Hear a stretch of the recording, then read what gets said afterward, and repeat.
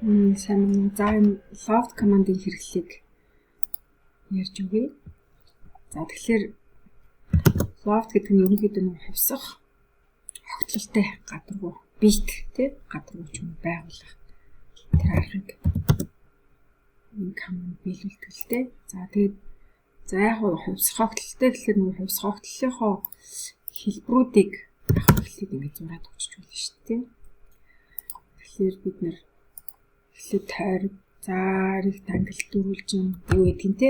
За эсвэл ингээд бүр олон өнцгтүүд зүй олон өнцгтүүд ч юм байгуулж болно шүү дээ. За энэ би 5 өнцг ч юм зуръя л та. За тэгэхээр энэ нөгөө олон өнцгтүүдийг бол за багтаасан гэлтэй ингээд байгуулах боломжтой. Энэ тухай бол үзчихсэн учраас одоо нэг хоёр дэдэр үзсэн учраас те энийг байгуулж чадах ба. За тэгээд мэдээж юм бит болох гэдэг юм чи эдгээрийг одоо өөр төвшөнд байгуулъя гэж бодъё л доо тий. Өөр төвшөнд. За тэгвэл одоо энэ rectangle бүгдээ ингээд дээшээ одоо зөөе. За дээшээ ингээд нэг хэдэн миллиметрийн дээр чи ингээд зөөчихье л. За энийг мөн одоо энэ 5 өнцгтэй ч юм уу тий бас одоо дээшээ хэдүүлээ move хийгээд зөөгд үзье. За тодорхой нэг өндөрт бас ингээд зөөгд үзье тий. За тэгэхээр нэг ийм болчихж шít огтлол маань нэг иймэрхүү байна ч гэдэг юм уу төсөөлөе л доо. За энийгээ бас цаашаа нэг бас дахиад нэг хувилбараар бас ашиглана гэж хэдүүлээ бодъё. За тэгвэл одоо энэ гурван хувьсах огтлолын дагуу одоо loft яаж ашиглах вэ гэхээр за loft-ыг гараас бичээд өгье л дөө. За тэгэхээр энэ хөндлөн огтлынхаа хэлбэрүүдийг ингээд дараалуулаад ингээд сонгоод өгч харж байна тий. Энэ хараа. За тэгэхээр одоо ингээд за харагдах байдлаа өөрчлөхөр хараа. Нэг ийм loft үүсэж тий. Ийм нэг юм ушгирлцсан бит үүсэж байгаа байхгүй. За тэгэхээр одоо ийм байгаа учраас за энийг бүгдээ дараагийн хувилбар энийг ашиглаж үзье.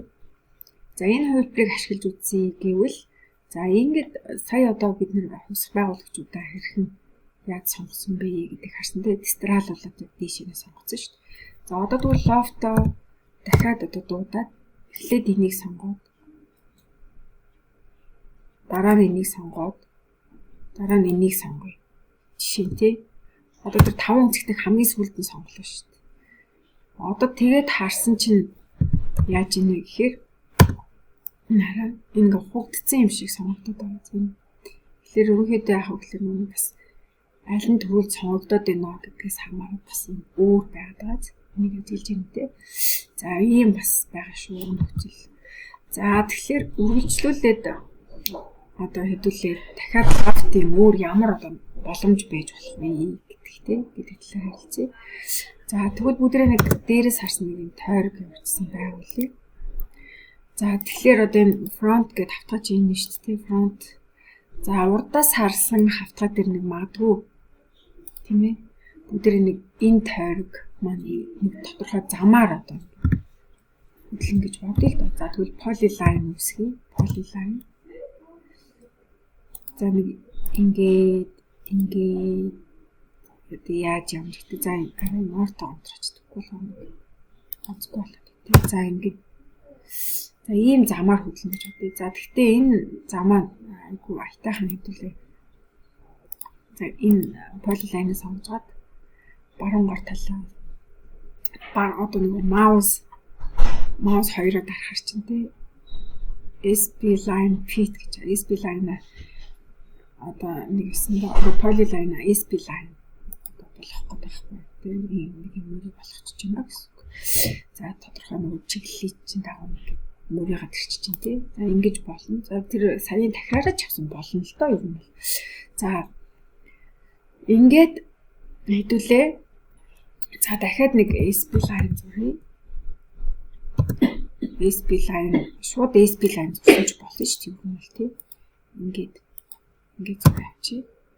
За энийгээ тэгээд ингээ муу хийгээд одоо энэ хавь дээр нэг бодчих л тий. За тэгээд одоо хэдүүлээ яах вэ гэхээр за ингээ хар яг энэ front талаас нь хараад харахад нэг ингэж ерөнхийдөө нэг за энэ маань фронт талаас хараад зурсан шүү дээ тий. За одоо тэгвэл яг энэний үзүүрт нэг бас тодорхой хөндлөн огтл нь өөрчлөгдөн гэж бодъё. За тэгвэл right талаас хараад нэг юм rectangle ч юм уу үүсгэж ил тий.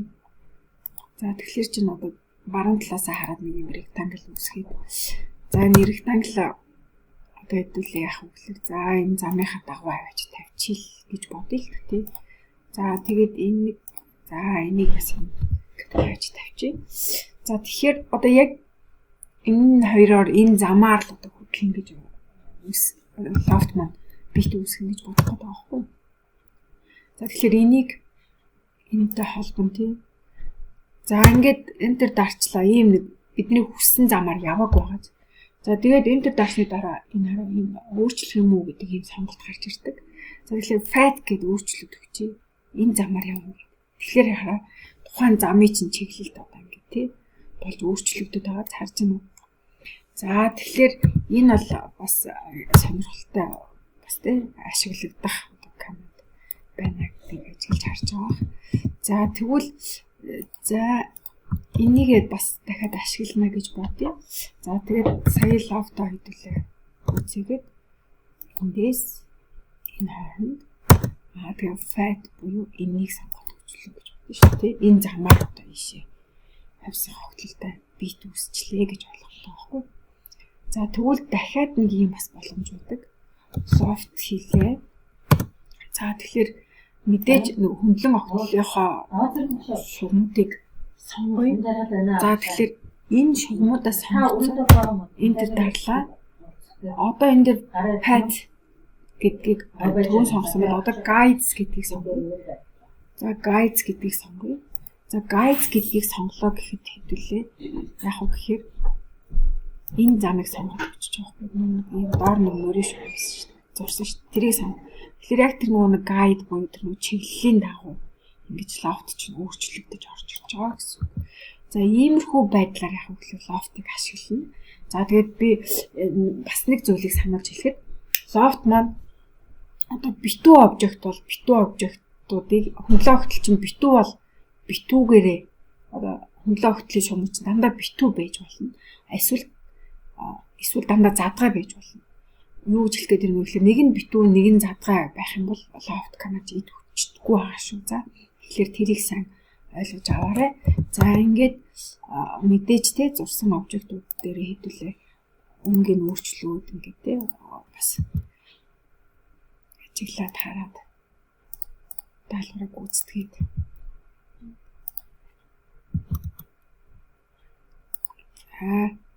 иймэрхүү байдлаар хэдүүлээ яах вэ гэхээр командуудыг алхамаар сууж эхэлнэ. За тэгээд бие дагаад даалгавар ажиллаад явхад бол аяндаа явах суугаад эхэлнэ.